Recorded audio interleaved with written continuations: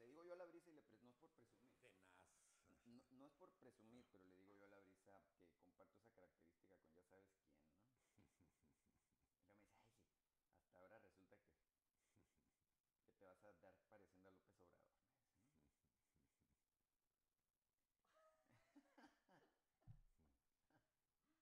Así, ya sabes cómo son las mujeres con uno, ¿no? O sea, entre más cerquita, más te...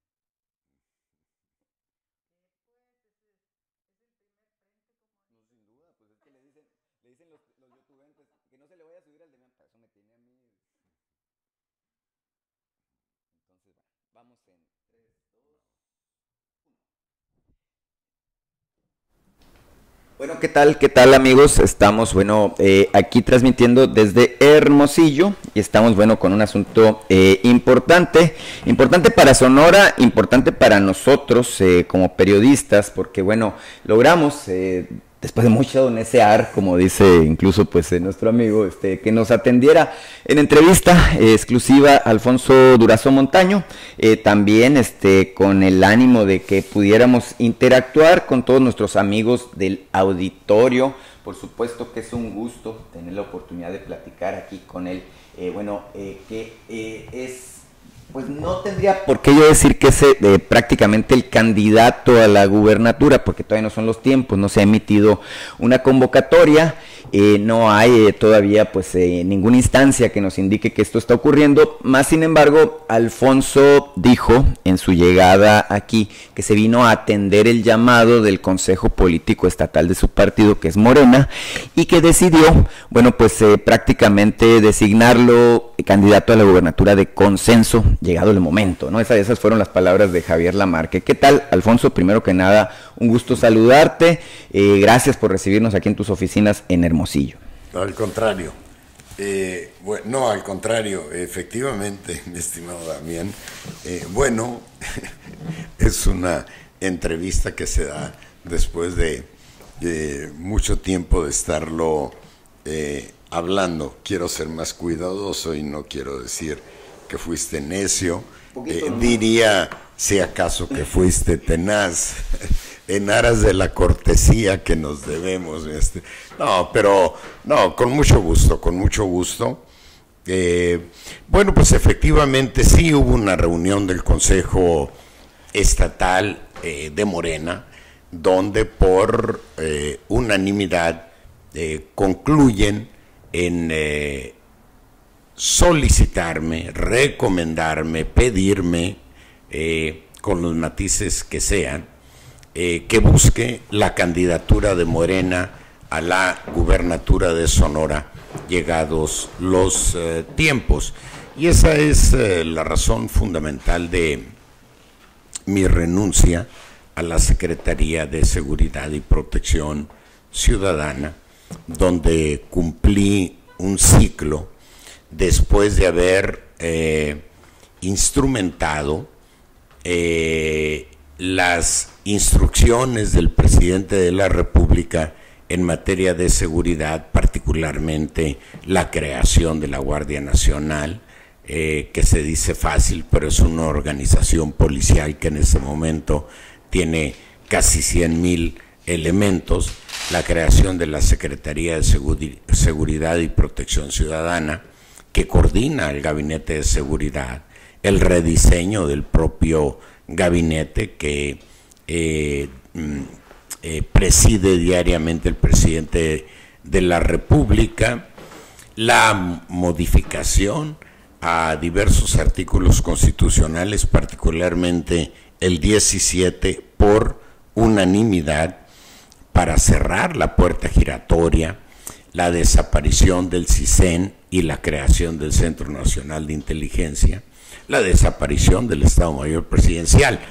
todas esas cosas burocráticas que no se notan entre la gente, pero que sin ellas no se puede ser eficaz en el combate a la inseguridad en el país. Eso no se va a dar de un día para otro, pero afortunadamente en estos 2 años no solo avanzamos en la construcción de esas instituciones imprescindibles, sino que logramos una mejoría en 13 de 17 rubros de la incidencia criminal a los que se les da seguimiento diario en el Gabinete de Seguridad. Obviamente, hay estados, en 21 estados bajó la incidencia criminal, incluido el homicidio doloso. Lamentablemente, en Sonora, Sonora no es uno de ellos. Aquí hubo un incremento de 27%, particularmente en el homicidio doloso. Se ha bajado en otros delitos, robo de vehículos, asalto a casas y habitación, asalto a secuestros, pero en el caso del homicidio doloso ha sufrido un incremento de 27%. Sí. ¿Cómo fue, cuéntame, Alfonso, ser integrante del gabinete de Andrés Manuel López Obrador? Sé que lo platicábamos ahorita en la sobremesa, es obcecado, es persistente, tanto que fue 3 veces candidato a la presidencia y hasta la tercera fue la vencida, ¿no? ¿Cómo es la dinámica un día normal? Déjame decirte, no lo hablamos en esos términos, Damián. Decíamos que era tenaz, y creo que es una de las características del presidente, la tenacidad, porque sin ella, en primer lugar, no sería presidente, y segundo, sin la tenacidad, no hubiese podido darle jamás la dinámica que hoy tiene el gabinete. Enrique Peña Nieto no pudo con su gabinete, no pudo con la burocracia gubernamental. Por ejemplo, inició la Gendarmería, su proyecto estelar en materia de seguridad, con 5,000 elementos, y 6 años después la entregó con 4,460. La Guardia Nacional comenzó de cero. Desplegamos 52,000 elementos inicialmente el 30 de junio del año pasado, y 16 meses después la Guardia Nacional tiene 100,000 elementos. Pero bueno, la pregunta era cómo es el día a día de un secretario. Primeramente, déjame decirte que no hay glamour en la condición de secretario. Eso se acabó en el gobierno de Andrés Manuel, y se acabó para bien. Todos los integrantes del Gabinete de Seguridad, del gabinete, nos movíamos y se siguen moviendo a ras de suelo. Nada que ayudantes, nada que aparato, nada que logística, nada que vuelos privados, gastos de representación, absolutamente todo eso se acabó. Y en el caso de la Secretaría de Seguridad, que es un poco más demandante que el resto de las dependencias, excepción hecha obviamente de Sedena y Marina, que creo que son las dependencias más demandantes e históricamente más complejas. Bueno, pues el día a día de un secretario de Seguridad iniciaba a las 4 de la mañana, yo llegaba a las 5:15 a Palacio Nacional, salía de ahí a las 9:10 de la mañana, después de haber tenido 3, 4, 5 reuniones con los diversos secretarios relacionados con el tema de seguridad, para construir la agenda de inmediata y de mediano largo plazo que se desahogaba diariamente en el Gabinete de Seguridad. En mi caso, por razones obvias, era de los pocos secretarios que teníamos seguridad. 2 o 3, Sedena, Marina, seguridad. El resto, solos, con un chofer y un minicarro, como creo que debe de ser, como creo que debe de ser. Y esa parte que se está haciendo a nivel nacional es imprescindible que se haga aquí en Sonora, porque si no, el presupuesto no alcanza. Las finanzas del Estado están en terapia intensiva, lo mismo sucede con las finanzas de los municipios, pero el gobierno federal tampoco cuenta con recursos como para venir a salvar a los estados. Entonces, ¿qué tienes que hacer? Aplicar los lineamientos de la Cuarta Transformación en Sonora para que te alcance la lana. Número 1, austeridad. Tienes que dejar de gastar en todo aquello que han representado los oropeles del poder. Número 2, tienes que combatir la corrupción. La corrupción nos cuesta miles de millones de pesos a los sonorenses, a los mexicanos, pero a los sonorenses en particular, la cuota que nos corresponde. Número 3, tenemos que gastar en aquello que es prioritario para el interés general. Y por supuesto, de manera general, podemos entrar a las particularidades de la Cuarta Transformación para Sonora, pero no robar, no mentir y no traicionar al pueblo.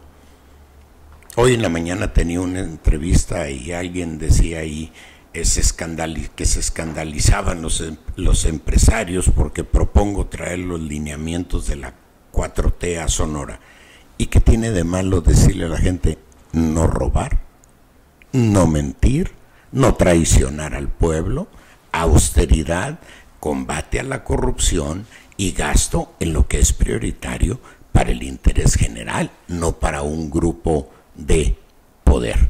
En ese sentido, doctor Durazo, en el que plantea este panorama, un poco más, digamos, austero o austero. No, totalmente austero. No, es que si no te alcanza el dinero. No te alcanza el dinero, por ejemplo, tenemos un déficit de 40% de policías respecto al promedio nacional.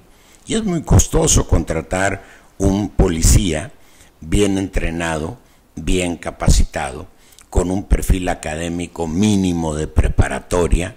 Tienes que pagarle realmente muy bien, tienes que destinar recursos muy importantes a su capacitación, a su entrenamiento. Obviamente estoy hablando de elementos que pasen el examen de confianza, prestaciones sociales. Entonces, cubrir ese déficit, por mencionar solo uno, requiere dinero. Pero también tenemos excesos. A lo mejor peco al decirlo, pero por ejemplo, el Congreso del Estado cuesta a los sonorenses casi lo mismo que da el gobierno del Estado a la Universidad de Sonora. Tenemos que revisarlo. En una de esas está bien, pero en una de esas está mal. Me parece que el respaldo a la Universidad de Sonora, que tiene más de 30,000 elementos en todos sus campus, en todos, requiere de un apoyo prioritario. Es mejor inversión en los estudiantes que en los diputados. Mira, yo creo que tenemos que preparar un recurso humano de alto nivel en el Estado para ser competitivos y atractivos para la inversión nacional y extranjera, pero sobre todo capacitar a los jóvenes para que tengan posibilidades de construir un proyecto digno de vida fuera de la ilegalidad. Y en ese sentido, me parece que el gobierno del Estado debe tener un compromiso pleno, total, con las y los jóvenes. ¿Y cómo lo expresas? Apoyando a las instituciones de educación superior, apoyándolos con becas, impulsando impulsando programas que les representen oportunidades de salud, de educación, económicas, laborales, particularmente laborales, de tal manera que ante la ausencia de esas oportunidades se vean en la necesidad de arrinconarse en el ejército de reserva del crimen organizado. Bien, Alfonso, tenemos un vastísimo auditorio que nos sigue a través del canal, estamos transmitiendo en vivo, sí. A través del canal Sonora Power, Sonora Power, como dijeran los gabachos, y a través de Facebook, a través del canal Demian Duarte Periodista. Tenemos seguidores, dice Brisa, desde Carbó hasta Nueva York, y entonces no es nomás un auditorio que se conforme de sonorenses. Y muchos de ellos plantean inquietudes, pero sobre todo el consenso generalizado de ellos es que te hacen un reconocimiento por tu buena labor como funcionario federal. ¿Cuáles dirías tú que son tus virtudes? Está mal hablar a veces de uno, pero cuando uno aspira a una posición política como la que tú buscas es necesario. ¿Cuáles dirías tú que son tus principales virtudes? Mira, tengo muchos años en la administración pública, en la política, y yo diría que soy un hombre formado para servir al Estado, soy un hombre institucional. Si fuera o me viera obligado a definirme sin pena, expresaría la siguiente valoración sobre mí mismo: yo sirvo para servir. Para mí la estancia en la administración pública ha sido todo servir. Siempre que alguien ha tocado mi puerta, la ha encontrado invariablemente abierta.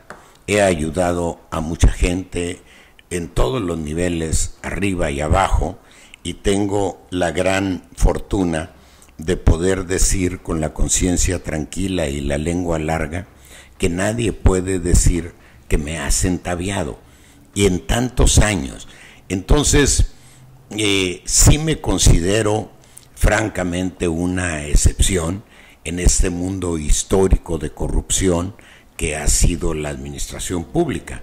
Trabajé junto a Luis Donaldo, que era un hombre honesto y era un hombre austero, en un ambiente generalizado de corrupción y en un ambiente en el que la administración pública te permitía, sin cuestionarlo, todo tipo de lujos. Tampoco lo cuestionaba la sociedad de manera suficiente. Vino después el cuestionamiento y tal vez lo impulsó Andrés Manuel López Obrador, que andaba auténticamente a ras de suelo. Y ahorita es normal que todos los funcionarios andemos a ras de suelo. Yo, por ejemplo, en cuestiones de trabajo, yo volaba, no usaba aviones, volaba con el secretario de Defensa, con el secretario de Marina, pero cuando venía a Sonora, lo hacía en vuelo comercial. De hecho, yo te encontré varias veces en el aeropuerto de la Ciudad de México. Pues sí, lo hacía en vuelo comercial, no obstante que para un secretario de seguridad pudiera representar un riesgo, porque en el desempeño, en el cumplimiento de tu función, cumples,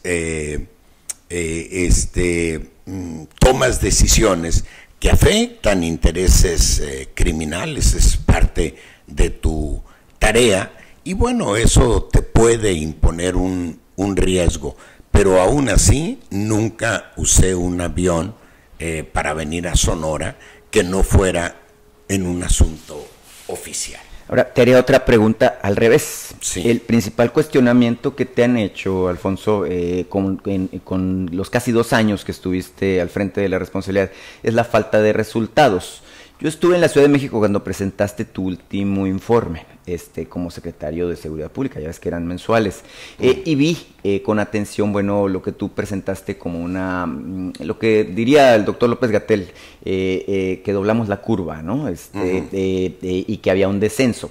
Ahora, manifestaste ahorita al inicio que Sonora es, por desgracia, uno de los estados donde ha crecido el asesinato doloso, y esto tiene que ver con una lucha entre organizaciones del crimen organizado. ¿Qué les respondes a tus críticos en ese aspecto? Bueno, primeramente que hay cuestionamientos que no son producto de un análisis, sino de un posicionamiento político, de adversarios políticos, y eso es entendible.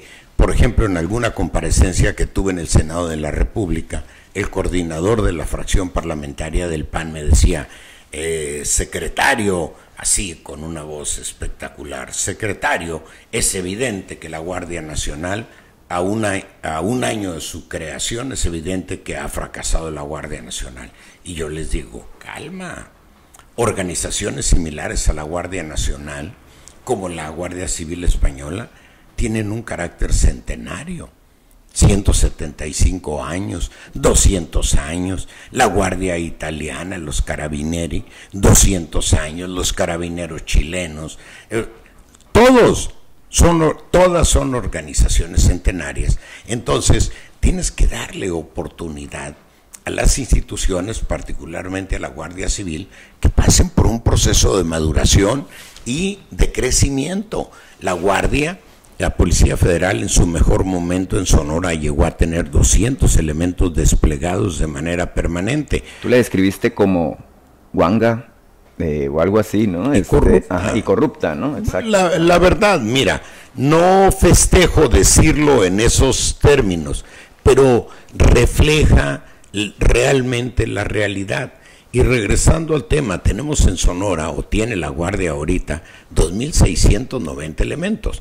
¿Son suficientes? No, pero la Guardia Nacional no viene a suplir las responsabilidades de la Policía Estatal ni de las policías municipales, viene a respaldarlas, viene a complementarlas, pero el gobierno del Estado y los gobiernos municipales, sean del PRI, del PAN, de Morena, no importa, tienen que hacer su parte. Entonces, una parte de los cuestionamientos es posicionamiento político, otros cuestionamientos derivan del entendible enfado de la gente, enojo por el retraso en la recuperación de la paz y la tranquilidad, pero también tú recuerdas las gráficas que es una tendencia histórica de descomposición social que desembocó en los niveles de violencia en los que nosotros recibimos al país. En un año, según cifras del INEGI del 2017, específicamente del 16 al 17, el homicidio doloso creció 30%. Imagínate que tu auditorio crece un año 30%, qué jauja, pero imagínate que se cae 30%. ¿Cómo recuperas ese 30%? Ni lo pierdes de un día para otro, ni lo recuperas de un día para otro. Entonces, yo les respondo que en estos 2 años hemos dotado al gobierno de los instrumentos imprescindibles para ser eficaces en el combate a la inseguridad.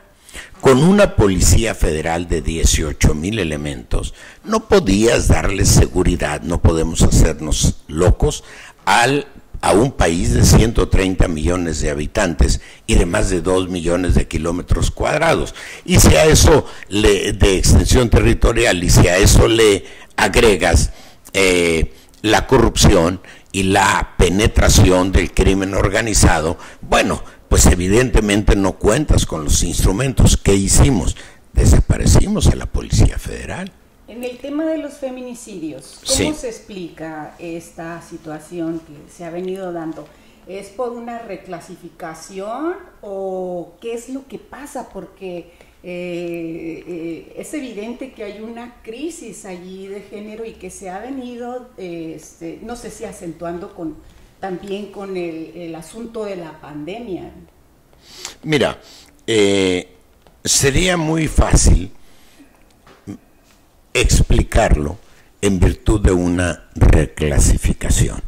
No, ahí tenemos un problema, y aunque no nos guste y no nos gusta, hay que asumirlo con toda su crudeza. Hay un problema y hay un incremento en el número de feminicidios. Las áreas de seguridad tienen que hacer su parte en términos de protocolos, de capacitación, de entrenamiento. A ver, pero no podemos encomendar solo a la policía el problema del feminicidio. Ahí tiene un componente cultural de respeto a la condición de género. El machismo, que es una expresión cultural todavía, particularmente en algunas regiones del país, tenemos que superarlo. Tenemos que construir una cultura de respeto a la mujer, de respeto incluso a las diferencias. Y a lo mejor piensas que eso requiere mucho tiempo, pero nos guste o no, tenemos que hacerlo. La responsabilidad del gobierno es acortar los tiempos para consolidar una cultura de respeto a la mujer y, por supuesto, protocolos de actuación en los cuerpos de seguridad, pero también en los cuerpos de procuración y administración de justicia, porque tú hablas de reclasificación. A lo mejor hay más homicidios de los que realmente están registrados. Hay estados, por ejemplo, donde el homicidio no está clasificado en esos términos. Es un homicidio más, no obstante que tenga las características de feminicidio. Entonces, sería una salida muy fácil decir que se reclasifica. Es un problema real y tenemos que atenderlo desde la perspectiva de seguridad, desde la perspectiva de, pues, la construcción de una cultura de respeto a la condición de género, entre otras cuestiones. Bien, el auditorio persiste en lanzar algunas preguntas y la que me pareció muy interesante la hace Johnny Martínez, que se reporta de Tamaulipas. Sí. Él pregunta, ¿qué le aprendiste a López Obrador? Mira, bueno, en primer lugar, ya mencionábamos aquí un poco en broma, un poco en serio, pero dicho con toda formalidad, creo que es un hombre dedicado en cuerpo y alma al cumplimiento de la responsabilidad.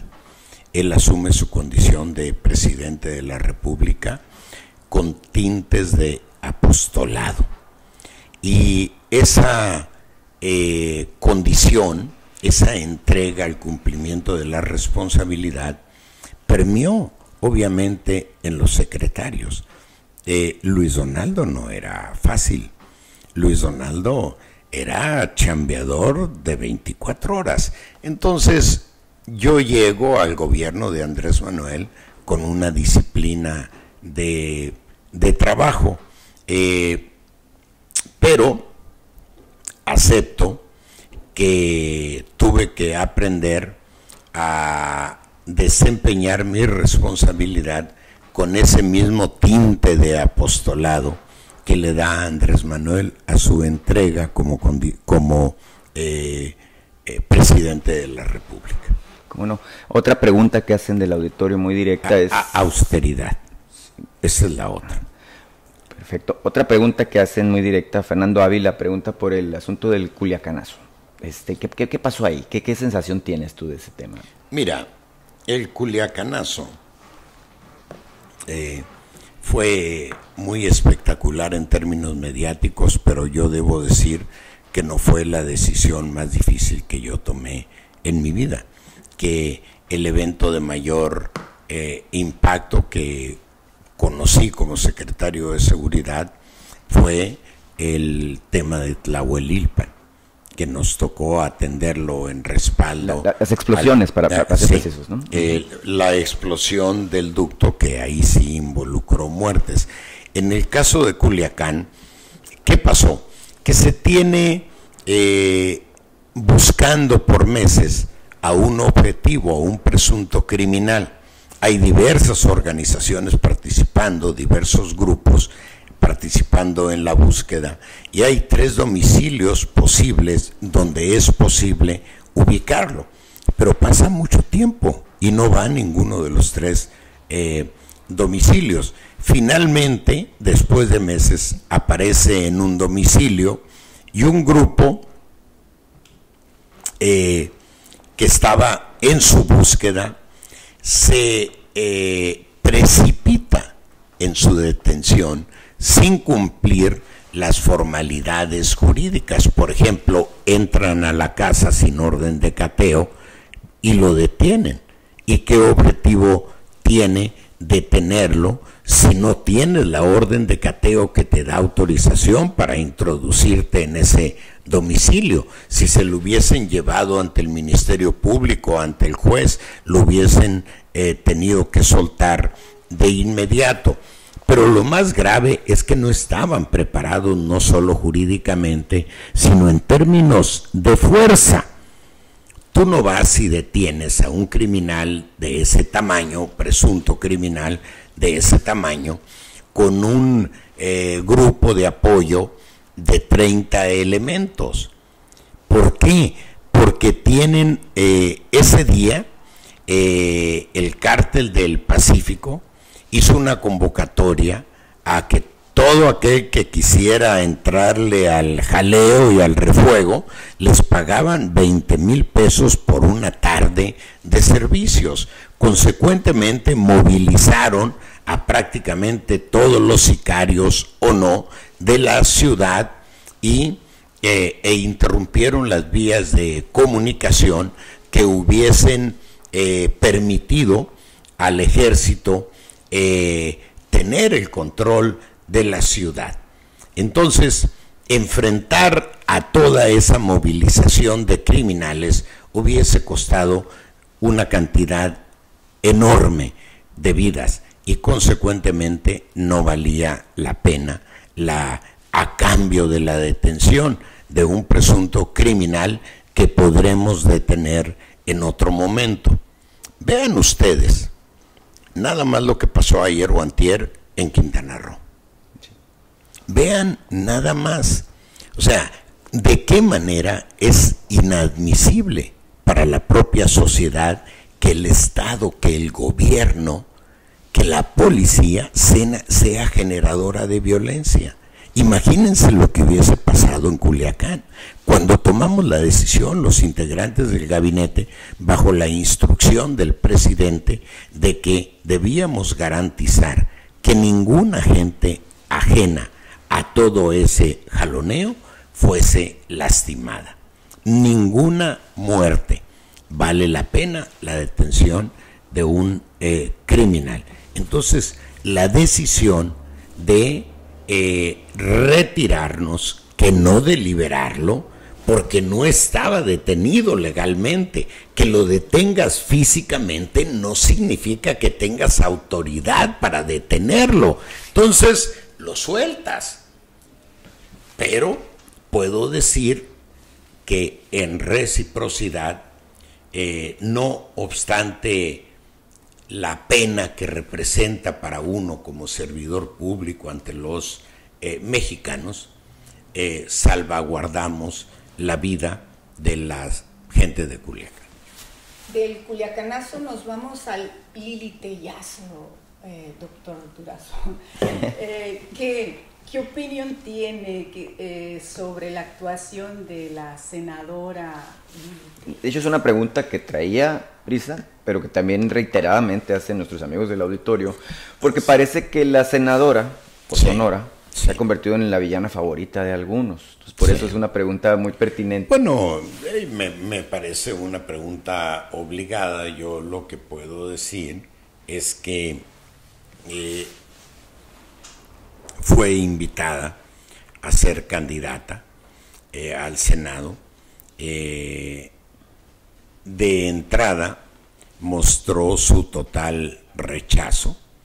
Fueron 3-4 meses no de insistencia, pero sí de convencimiento y sensibilización. Y cuando finalmente aceptó, dijimos que se respetaría su condición ciudadana.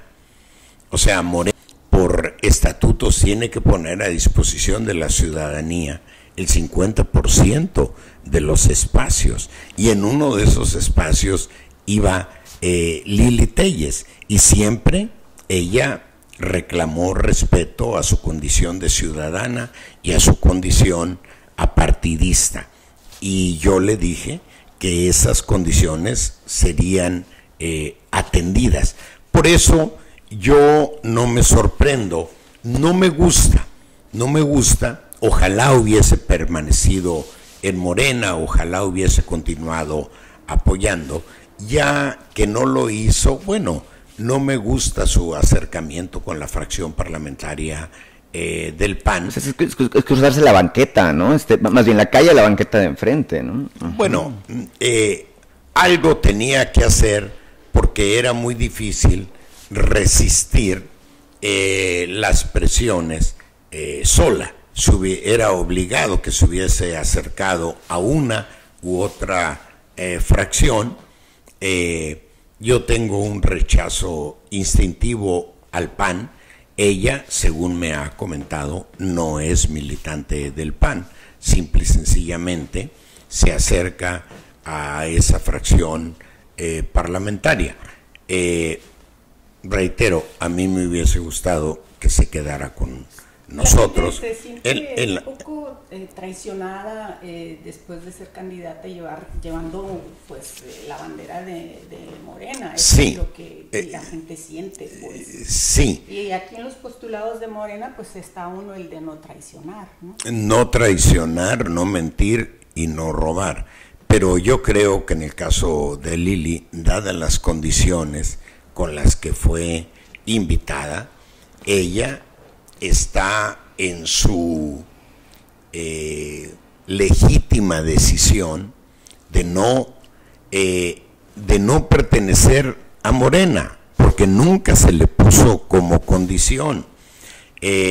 Al contrario, reitero, ella defendió mucho su condición ciudadana, su condición apartidista, y a nosotros no nos hacía absolutamente ningún ruido. Lamentablemente modificó su posición y tuvo un acercamiento con el PAN que yo respeto, en virtud de haber sido el conducto para invitarla y de conocer los términos en los que fue invitada. Ojalá no hubiese sucedido en esos términos. De Morena, al ver esta situación de Lili Téllez, para los siguientes no sé, a lo mejor perfiles que se pudieran dar, porque habían otros perfiles de otras mujeres que sí estaban en la izquierda y que pues incluso fueron desplazadas por una figura de Lili Téllez. A ver, primeramente hay que recordar que la decisión de Morena, el 2018, la decisión de postular a alguien, se dio 1 año y medio antes de la elección. Y en ese momento no teníamos la ola. En la ola nos sobraba gente.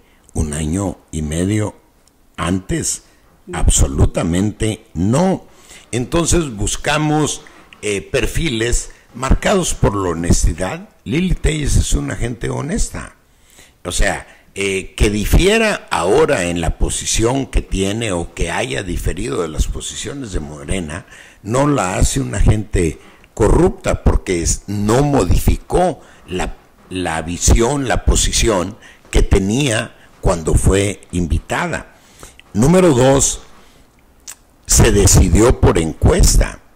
Lili Téllez obviamente ganó, pero por mucho, ganó absolutamente por mucho. Y claro que conforme avanzó el tiempo, se fueron consolidando las posibilidades de triunfo de López Obrador, vino la ola y afortunadamente nos sobró gente, pero también afortunadamente, y cualesquiera que hayan sido los costos, Morena ratificó el compromiso con aquellos que desde el principio se la habían jugado con nosotros. A lo mejor ya en la ola hubiésemos encontrado mucho mejores perfiles, pero algunas de las y los candidatos a presidentes municipales francamente los metía a empujones porque no querían aceptar. A nadie le gusta ir a jugar una candidatura con altas posibilidades de derrota, y así se veía el panorama 1 año y medio antes, 6 meses antes de la elección. Bueno, pues obviamente no sobraban aspirantes, nada más que teníamos un compromiso con quienes desde el principio se la habían jugado con nosotros. Pues yo cerraría, ojalá no hubiese sido así. Claro que me gustaría que continuáramos juntos, y creo que también tenemos que hacer un esfuerzo por mejorar los mecanismos de evaluación de perfiles para postular candidatas y candidatos, ¿no? Claro, este tema a mí, Alfonso, me da pie a preguntarte, ya no sobre Lili, porque bueno, creo que es un tema suficientemente solventado, pero sí sobre los otros, es decir, porque llegaron muchos con la ola que se incorporaron, por ejemplo, al Congreso del Estado de Sonora, la infame 62 legislatura, muchos alcaldes también, que no son todos, hay que aclararlo, pero sí algunos que formaron parte de la coalición y fueron postulados, y que al final de cuentas han dejado un sabor amargo, ¿no? En la ciudadanía, por los magros resultados, o incluso muchos por haberse volteado, ¿no? Haberse aliado con los que pues ustedes pueden considerar a sus adversarios. Acabas de decir algo que me parece importante. Se va a hacer mucho más cuidadoso el proceso de insaculación, de selección de los perfiles de candidatos. ¿Qué clase de garantías puedes dar tú? Claro, yo sé que tú no eres el partido, tú eres el aspirante a candidato, pero ¿qué clase de garantía podrías dar de que en esta ocasión sí los ciudadanos vamos a ser bien representados? Mira, en primer lugar, en algunos casos donde el sabor es amargo, hay intereses políticos que se expresan en contra de una presidenta o de un presidente municipal en virtud de que esa autoridad no es anuente con sus intereses. Eso es lo primero. Luego, también obviamente hay con frecuencia razones para cuestionar a un alcalde o a una alcaldesa. Yo solo diría una cosa, Damián, que yo puedo explicar la inexperiencia de algunos, porque somos un partido de reciente creación, es la primera vez que estamos en el poder y tenemos que formar a nuestros cuadros.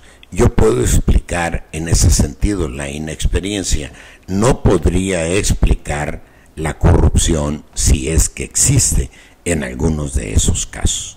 Y en esos casos de existir, no vamos a ser cómplices, porque no venimos, como dice el presidente López Obrador, a ser tapadera de nadie, a cuenta de que voy a meter yo las manos al fuego por un corrupto, por una corrupta. Tenemos entonces que afinar los mecanismos de decisión de tal manera que los perfiles para esas candidaturas sean los más adecuados. Yo que planteo en el caso de la gubernatura, creo que el próximo gobierno se va a encontrar a condiciones muy complejas, derivadas de la pandemia, en términos de salud, derivado de las condiciones económicas de la pandemia, derivado de las condiciones presupuestales en terapia intensiva, de las finanzas estatales y municipales ya no me meto en la corrupción y en otras debilidades como lo de los cuerpos de seguridad de las que ya hablamos. Consecuentemente tenemos que integrar un equipo del más alto nivel profesional, pero al mismo tiempo que sea gente socialmente comprometida, gente sensible, gente honesta, es decir, no solo un buen profesional, un buen técnico. Y entonces tenemos que pasar por un proceso de apertura durante la campaña que permita a Morena crecer más allá de las fronteras actuales, no solo para ganar, sino para encontrar y acercar a esa gente al proyecto, de tal manera que el futuro gobernador vaya cuerpeado, fíjense bien, por los mejores sonorenses disponibles para la tarea, con la condición de que sean socialmente comprometidos, de que sean honestos y de que tengan una visión progresista. Sí, el presidente López Obrador habla de una fórmula de, creo, del 80-90% de honestidad y lo demás, pues que puede ser capacidades profesionales, ¿no? Y en esta inclusión plural que maneja Alfonso Durazo, pues dice, tendremos que ir más allá de lo que es Morena, ¿no? Y tener que agarrar los mejores perfiles y los mejores sonorenses para integrar esta nueva... A ver, como un nuevo partido y como un partido primerizo en el ejercicio del poder, puedo decir que tenemos muchos cuadros, pero también debo decir en honor a la verdad que el número de cargos que hay que designar desde un gobierno del Estado demanda muchísimos funcionarios, muchísimos. Y creo que en este momento Morena, para cubrir esa demanda de cargos, tiene que abrirse y darse la oportunidad de encontrarlos en la campaña. Hay mucha gente de primera, honesta, socialmente comprometida, con una visión progresista, que está ahí y que no ha sumado su esfuerzo al gobierno del Estado porque nadie le ha dado la oportunidad, porque nadie les ha tocado la puerta.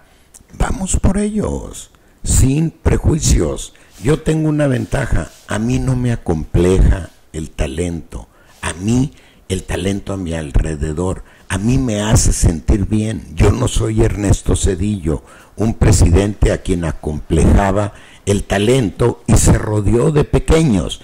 A mí me gustaría que mi equipo fuera mucho más talentoso, si es que lo soy, pero que sea mucho más capaz, que trascienda mis propias capacidades para cubrir con ellos mis eventuales limitaciones. Y lo digo sin tirarme al suelo, pero también sin complejos y sin falsa modestia.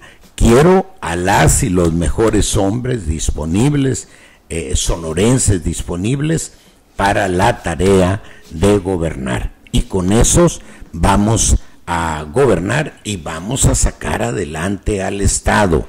No es enchilame otra, no está fácil, pero hay razones fundadas para ver el futuro con optimismo, porque el gobierno no vaya a ser más un instrumento al servicio de un grupo de poder político y hegemónico como ha sucedido en Sonora por 30, 40 años. Eso se acabó. El gobierno del Estado va a estar controlado por el futuro gobernador y no por la cabeza de ese grupo de poder político y económico, y mucho menos por los segundos o terceros de ese jefe de grupo político y económico. Eso se acabó, y de esa manera vamos a poder convertir al gobierno en un instrumento para la atención de las cuestiones prioritarias en el interés general, prioritarias para el interés general de la población. Claro. Ahora, para ir cerrando, Alfonso, porque ya sabemos que tienes otras ocupaciones, pero algunos colegas de la mañanera se cuelan aquí también en la audiencia. Por acá está Marcos Olvera preguntándote algo que más o menos ya te planteé, así que la voy a combinar con una pregunta que yo tengo. Él pregunta, ¿cómo sientes el tema de la inseguridad aquí en tu estado? Más o menos ya lo comentamos. Yo te preguntaría, ¿cómo sientes a tu estado ahora que llegas? Porque evidentemente yo sé que aquí tienes tu casa, que aquí vive tu familia, que vas, vienes regularmente, ¿no? Sin embargo, obviamente tú atendías sobre todo una agenda privada, cuando visitabas Hermosillo o algún otro punto de Sonora, excepto cuando venías en misiones oficiales. La cuestión es que tú pusiste en tu discurso que diste en la cascada, pues pusiste la vara alta y dijiste, no es nada más el gobierno actual de Claudia Pavlovich, es decir, son 30 años, por lo menos, diría yo, exactamente, de gobiernos que han secuestrado, válgame pues, los recursos públicos, el poder político, que se han combinado con el poder económico. Qué bueno que lo dices, Damián, porque así ha sido, exactamente. Han secuestrado al gobierno del Estado para su propio beneficio por 30 años. Eso no puede seguir así, y no es ninguna altanería, ningún acto de audacia, ninguna irresponsabilidad. Es una cosa elemental. No tendría sentido para mí buscar la gubernatura del Estado y quedar a merced del mismo grupo que ha tenido secuestrado al gobierno y al gobernador por 30, 40 años. Ahora, yo te preguntaría en esa tónica, es obvio, ¿no?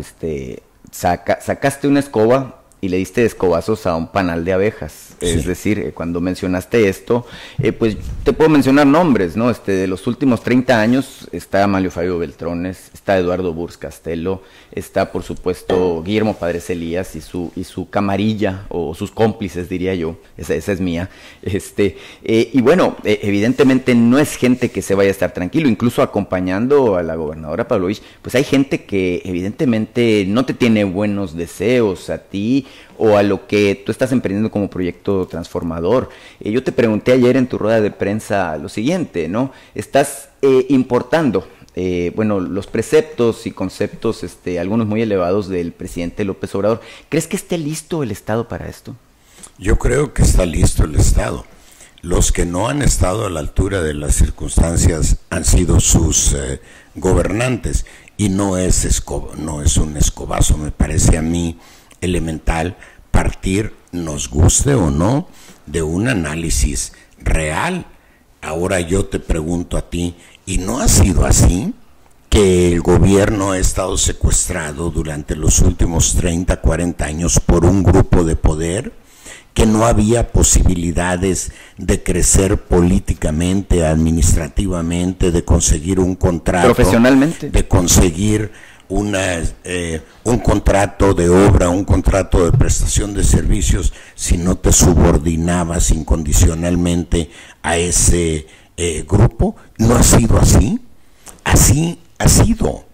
Y yo no tengo como propósito combatir personalmente a nadie, pero es imprescindible para mí que buscaré primero la candidatura y luego la gubernatura, que una vez llegado al poder, ejerza el poder de gobernador para empezar a resolver los problemas del Estado, sin tener que pasar por filtros, por recomendaciones, por subordinaciones indignas.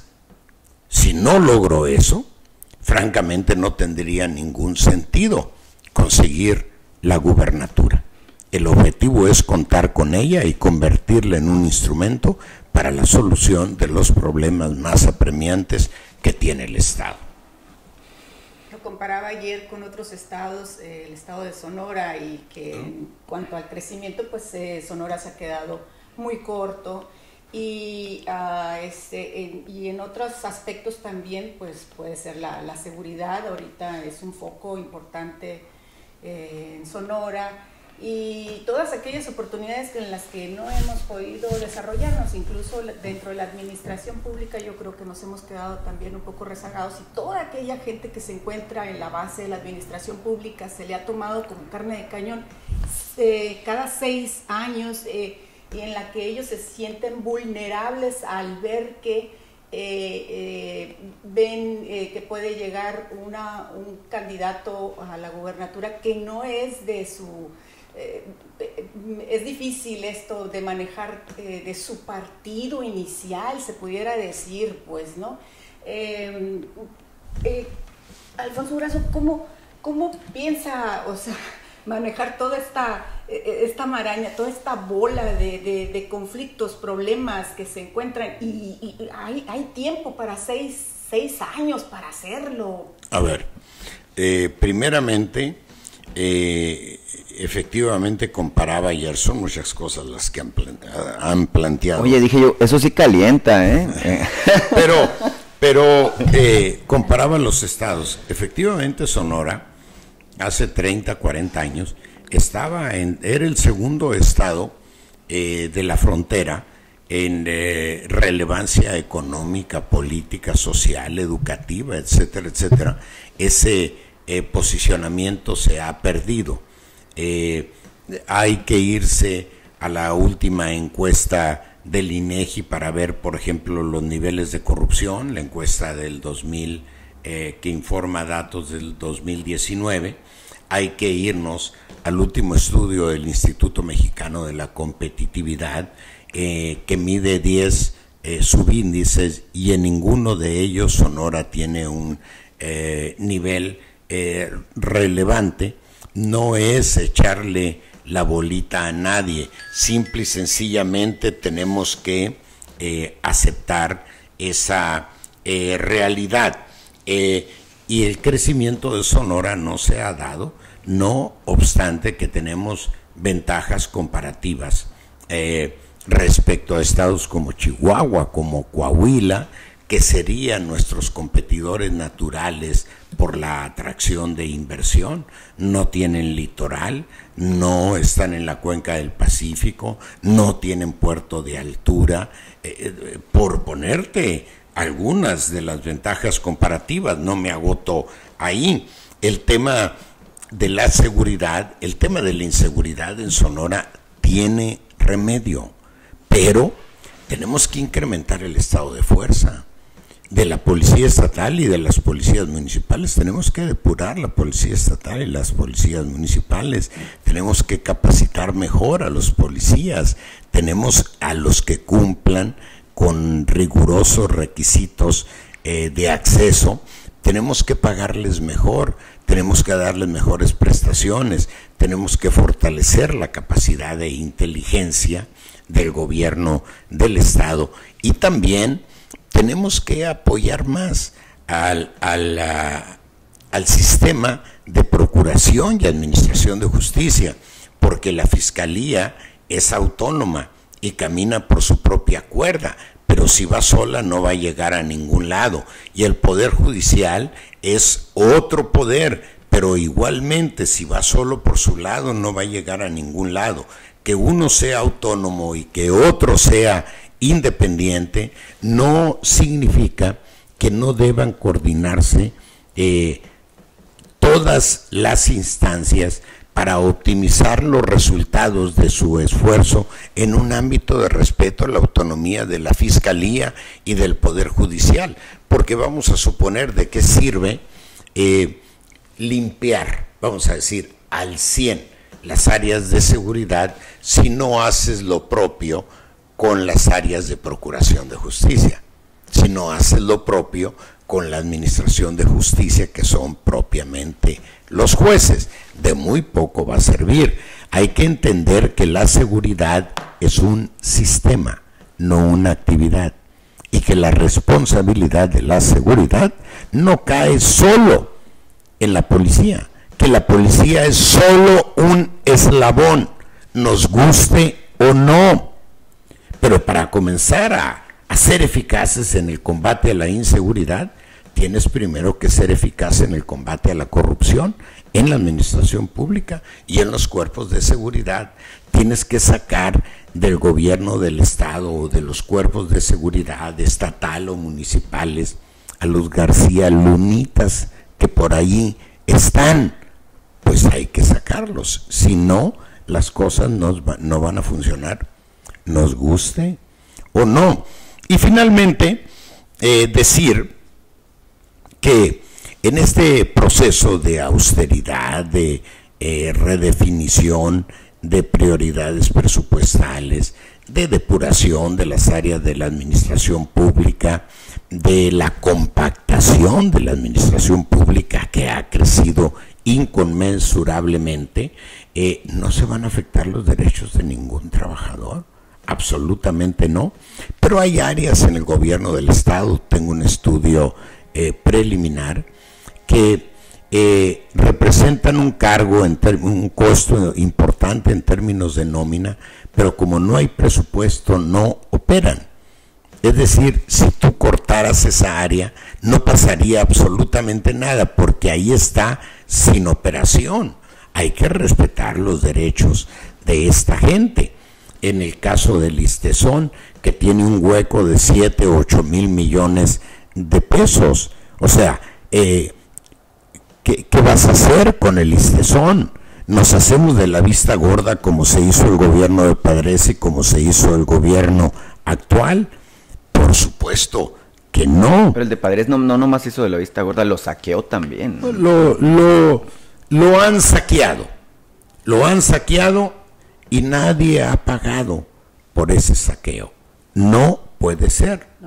Lo saquearon impunemente. No puede ser, porque ahí están las pensiones de los trabajadores y tenemos que resolverlo. No va a ser de un día para otro, pero tenemos que entrarle juntos, trabajadores, gobierno del Estado, representación sindical, y yo estoy seguro que si sumamos esfuerzos podemos hacer un programa de saneamiento y recuperación del ISTESON, por poner un ejemplo, pero lamentablemente no es el único, porque podríamos hablar aquí eternidades de las condiciones de la deuda pública, por ejemplo, del Estado, la de largo plazo y la de corto plazo. 24,000 millones de pesos que se deben, ¿no? Del erario, y que son imposibles de pagar con las condiciones actuales, por más reestructuras que se han hecho, ¿eh? A ver, es que es imposible pagarlo mientras el gobierno siga gastando en lo que gasta.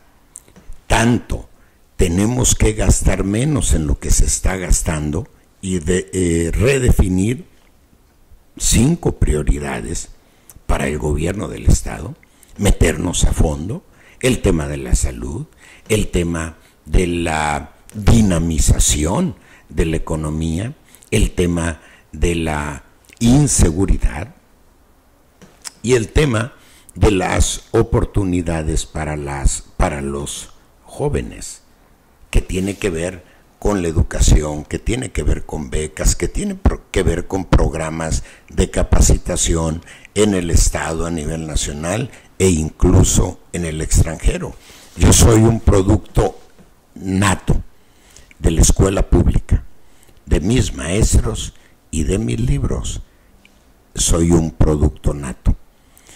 Yo, originario de Bavispe, no tendría ningún derecho y ninguna posibilidad de haber estado donde he estado sin mi escuela pública, que tenemos que fortalecerla, sin mis libros, que tenemos que apoyar a los jóvenes para que tengan posibilidades de capacitación, de superación profesional, y a los maestros.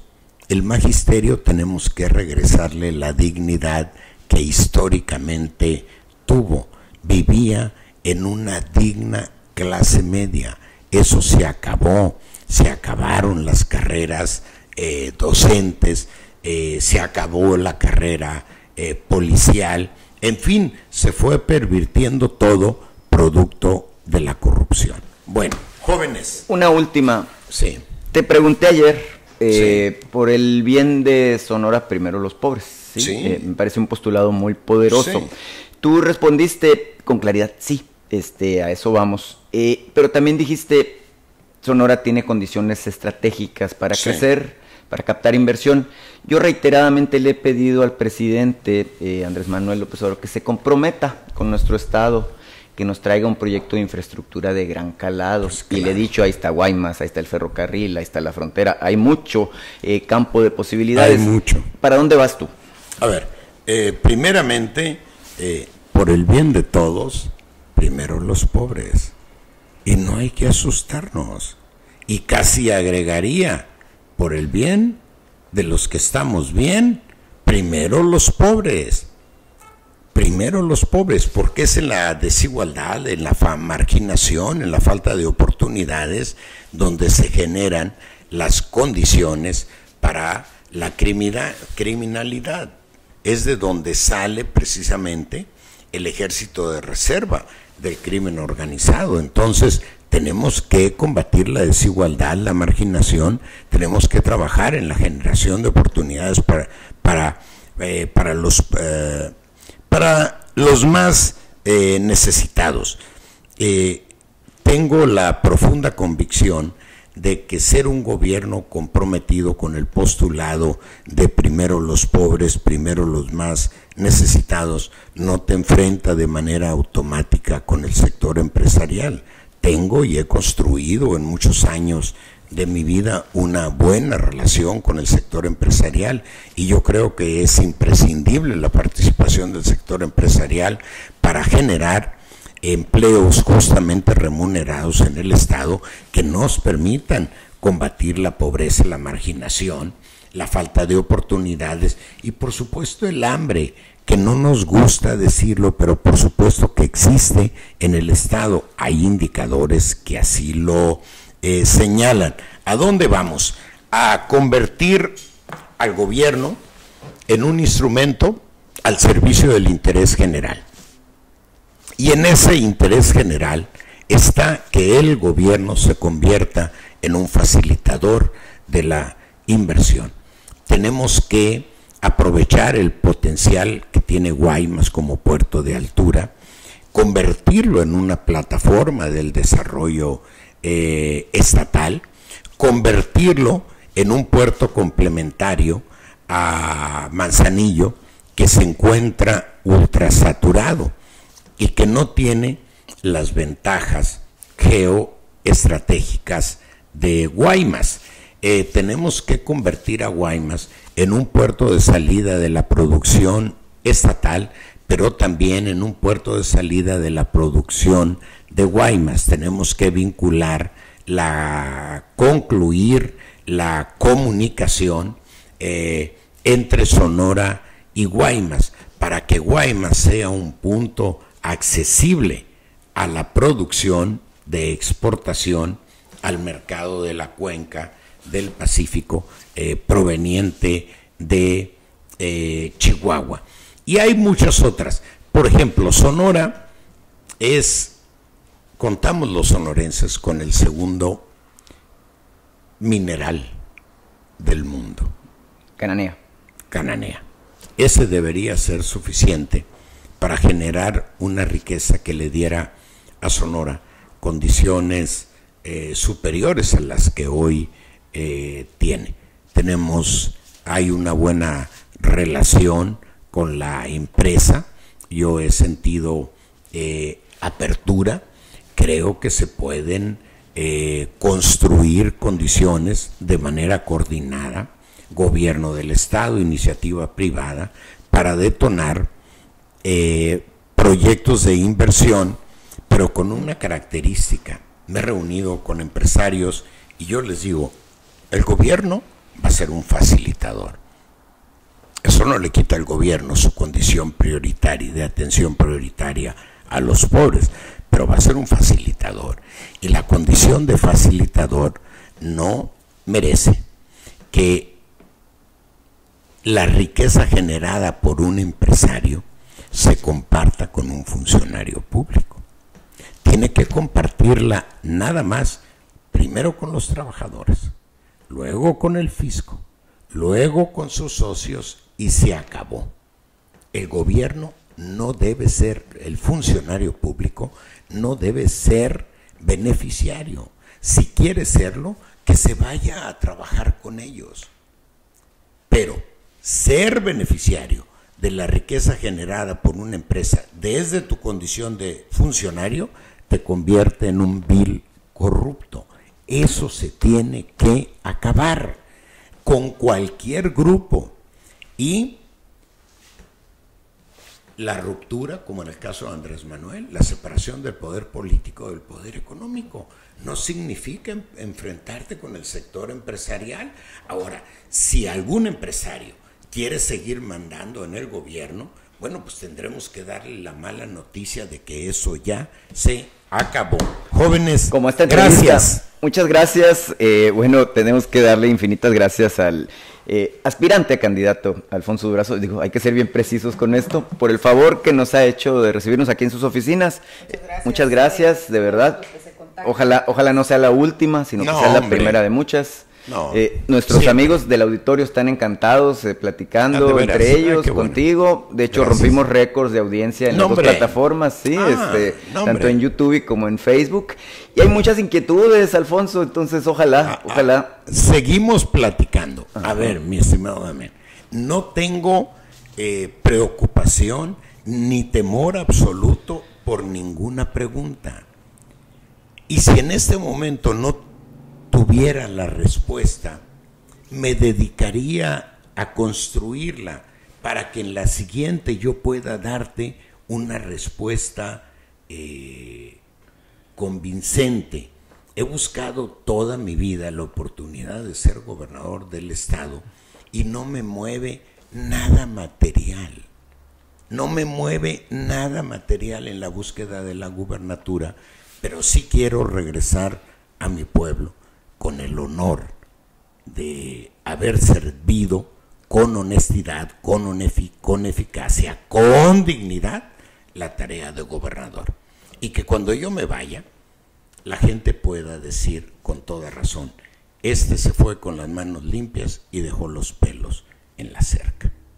No regateó esfuerzo para que las cosas salieran bien.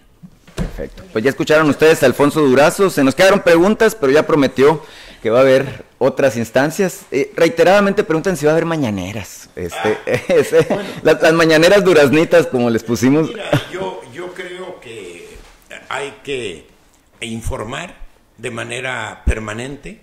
No sé si la generación de información requiera de una mañanera diaria, pero sí creo que debe haber un intercambio frecuente. No lo sé en este momento, tendremos que medirlo juntos.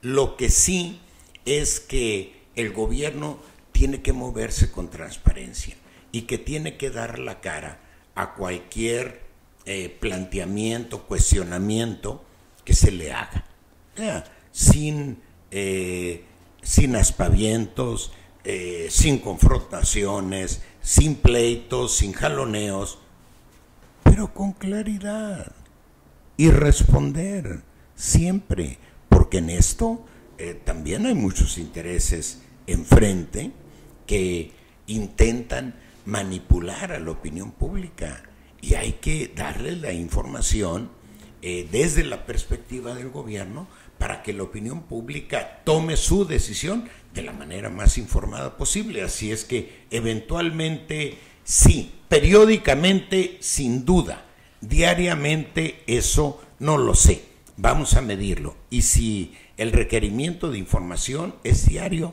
ahí estaré, pero lo que sí te puedo adelantar es que estaré diariamente atendiendo de manera personal el tema de la inseguridad, como lo hace todos los días el presidente.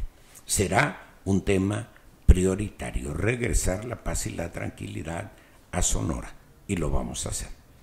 Muy bien, pues muchísimas gracias. Tercer final. Ya escucharon ustedes a Alfonso Durazo, tercer final, así que bueno, aquí le damos clic, final, muy agradecidos con el aspirante. Alfonso, pues estamos reiteradamente ahí platicando, muchas gracias, la verdad. No, bueno, qué bárbaro. Larga plática, pero bueno, es que esto lo permite pues una larga relación también, ¿no? Yo te presumo como amigo. No, somos amigos. Ajá, y de mi papá también. No, ajá. De tu papá primero. De hecho, por él te conocí hace muchos años.